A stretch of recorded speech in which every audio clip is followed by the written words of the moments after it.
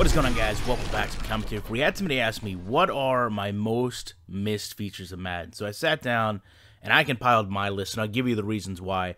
If yours are different, I'd love to know. But the first thing I miss was the mini games. You had the sprint, you had the bench press. The reason I miss them is because it actually helped you build your character. What you did and how you performed in these games actually translated on to your character's attributes. So it kind of helped that immersion factor. You knew that if you messed these things up, or if you did really good on these things, it was going to change how your player was on the field, and subsequently could have you have a better experience as you got good with him. Now, these weren't all that difficult as far as mini games go, but once you learned to master them, it was kind of easy to make a better player. But the first few times you played it was distinctly good.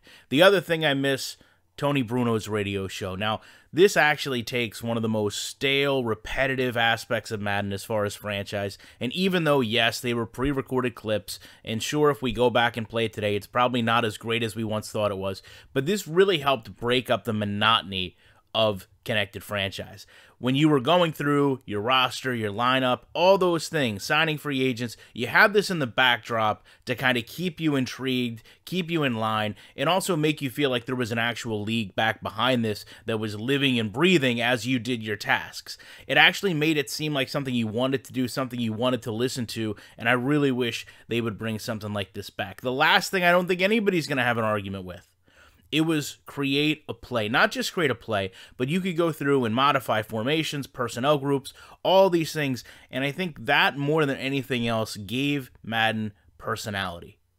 I remember there were days where I would be able to load up on my little PlayStation cards, those little square cards we used to get, go to a friend's house, load up my plays, load up my roster, load up my team, and you really felt like you had accomplished something when you did well in those scenarios. You really felt like you had actually personally vested into your football team.